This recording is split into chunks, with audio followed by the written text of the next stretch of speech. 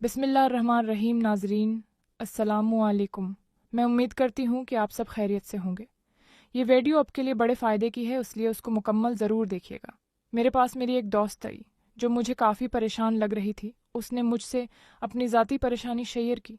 उसने बताया कि उसके शौहर ने उस पर दबाव डाला कि वो अपनी माहवारी के दौरान अपने हाथों से मुझे जिनसी तस्कीन दे। जब उसने इनकार किया तो उसका शौहर नाराज़ हो गया और उसके बाद से दोनों के दरमियान झगड़े जारी हैं। एक दिन इसका शौहर शदीद गुस्से में दफ्तर गया और वहाँ भी बहुत नाराज़ हो रहा था। दूसरी तरफ मैं भी परेशान थी। बाद में उसने मुझे फ़ोन किया और मुझसे कोई हल मांगा। मैंने उसे तसल्ली दी और कहा, फ़िक्र न करो, मेरे पास आओ और आराम से बात करो। हम इस मसले का कोई ना कोई हल निकाल लेते हैं। इसने हामी भर ली और कहा कि वो बहुत जल्द मुझसे मिलने के लिए हुएगी। फिर एक दिन वो मेरे पास आई। मैंने उसका पुरतपाक इस्तकबाल किया और उसकी बात सुनी। अब जो मैंने उसे समझाया वो मैं आप सबको भी बताना चाहती हूँ, लिहाजा बराह करम वीडियो को आखिर तक देखें और मेरे चैनल सब्सक्राइब करें। शुक्रिया। इस्लामी शरीयत में मियाँ बीवी के ताल्लुकात के हवाले से कई उसूल और रहनमा खतूत मौजूद हैं।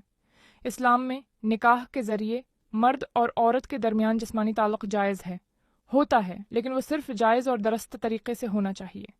मियाँ बीवी एक दूसरे के लिए हलाल हैं और इनके दरमियान किसी भी तरह के शरई ताल्लुकात में कोई रुकावट नहीं है। ताहम अगर औरत हैज़ या हमल के आखिरी महीने में हो और जमा मुमकिन न हो तो सवाल पैदा होता है कि क्या शवहर की शदीद ख्वाहिश की सूरत में बीवी के हाथों उसकी तस्कीन जायज़ है या नहीं। खुद लस्ती मिश्तज़नी इस्लाम में हराम समझी जाती है, लेकिन अगर शवहर की ख्वाहिश शदीद हो और उसके गुनाह में मुब्तला होने का अंदेशा हो तो उसे छोड़ना भी हराम है। तो कुछ उलमा इस बात की इजाज़त देते हैं कि बीवी अपने हाथ से इसकी तस्कीन कर सकती है, मगर शवहर को खुद ऐसा करने की इजाज़त नहीं।